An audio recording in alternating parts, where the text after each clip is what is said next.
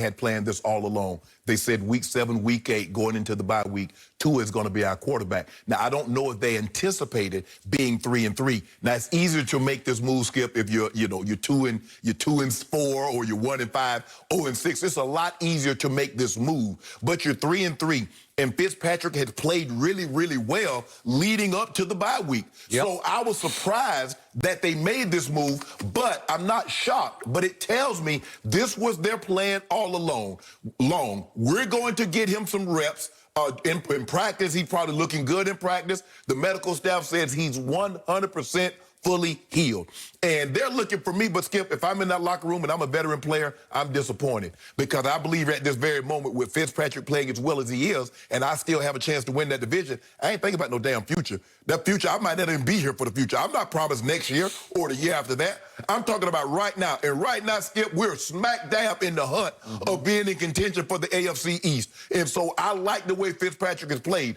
But when you take a guy, and Ryan Fitzpatrick understands this, when you take a guy that high and there's only one guy can play at a time, you know it's just a matter of time. Yep. Now, sometimes you're able to hold that guy off and then they wait till the end of the season and they move on. Skip, this reminds me of a situation of the Giants had. You remember they had Kurt Warner. They took Eli Manning with the #1 pick overall. Kurt started the season, but I think about 9 games in, they were 5-4.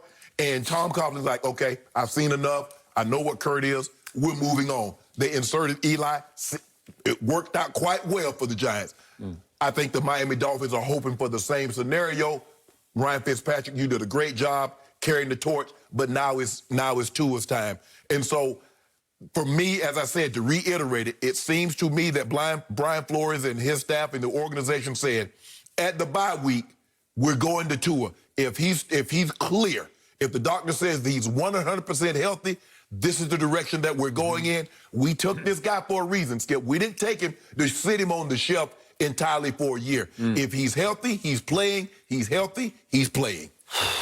So, you and I have argued about this from the start, and I said from the start, if you spent the 5th pick on him and you believe he's 100% healthy, you have to throw him into the fire sooner than later. I would have done it game 1 if he showed me in whatever camp they had that he looked 100% healthy. You almost had to do this to stop the momentum of Fitzmagic, because if you let him go on, he's still capable of winning the division for you. Yes. Maybe it's one of those magical runs. Yes. And I don't know where that gets you, because it doesn't get you towards your goal, which is to go win a Super Bowl with Tua at some point fairly soon, right? Yes.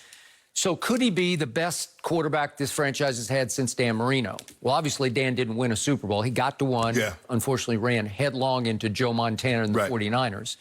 But they have had a parade of nobodies at quarterback, and it's a long, ugly parade. So I feel for Dolphin Nation, and I hope that they were right to take this young man, because by all accounts, he is really a great young man. By any account, this would be a great story if he came back from career-threatening hip surgery. And that was a year ago when it happened in October, right? Not quite. It was 351 days ago. Okay. So it's close to a year. Okay. But is it Alex Smith quite coming back? Not quite that bad, but it was career-threatening. And here he is, and here we go. I'm not going to back off my opinion about him coming out of Alabama.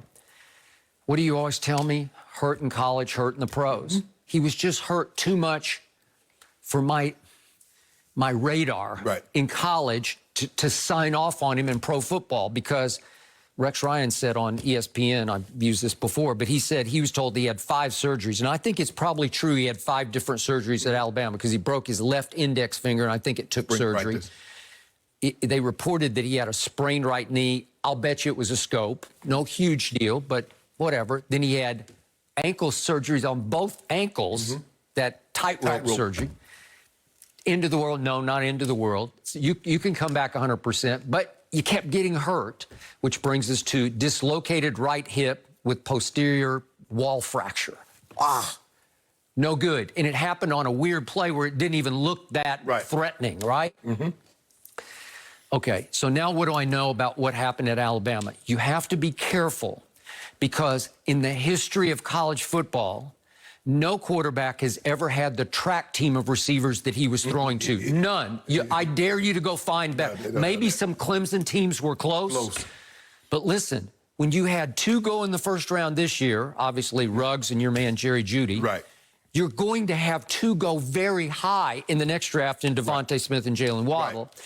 And that Mechie kid, I keep telling you, every time I turn on an Alabama game, he gets behind somebody and catches one.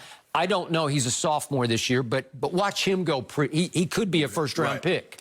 Now let's look at who was catching the ball out of the backfield. Najee Harris is going to be a first-round pick. Okay, so there's another one. And Irv Smith a year ago at tight end was a second-round pick. You want to talk about loaded? Right. Come on. I mean, it's silly how many weapons he had. And then do I need to tell you that 2 of the offensive linemen who blocked for him went in the first round? Top 10. Top 10, yep. And they're just loaded. It's a pipeline of offensive linemen to pro football. Right. So you have to be careful because no quarterback is put in a better position to succeed than the Alabama quarterback. Right. Okay? And Sarkisian's pretty good at what he does. He's done a great job. He's done a great job. Okay. So now, what did I see? I saw some bad games where he lost his poise, then he got a little happy-footed, then he lost his accuracy, and he just sort of lost his way during the games. And you know what they were. It was the SEC championship game against Georgia in 2018. He went 10 of 25 for 164. His knee was bothering him in the game, but he gets yanked in favor of Jalen Hurts, who then wins the fourth quarter 14-0 and played great and got them into the playoffs, obviously. Then the Clemson game, the national championship game that year, he threw 2 interceptions. He was 22 of 34. It was an okay game, but his QBR was low at 59. Most college QBRs are in the 90s. And then against LSU, I'm not going to ding him much for this game, but the game last year at Alabama, he was 21 of 40, so he's barely above 50%, but he did throw for 418 yards. He did throw an interception. His QBR was 73, which is just ordinary in college football. So my point is, some of the big games, he didn't play his biggest. You always tell me, Baker is not tall enough. He's got to find a lane to throw through. Right. Well, Baker measured at 6'1". Tua measured at exactly 6 feet. Is that going to be a problem going forward? Well, I think the thing is, Skip, if you look at Kyler is shorter than all of them. And Kyler I didn't see him get a ball batted the other night.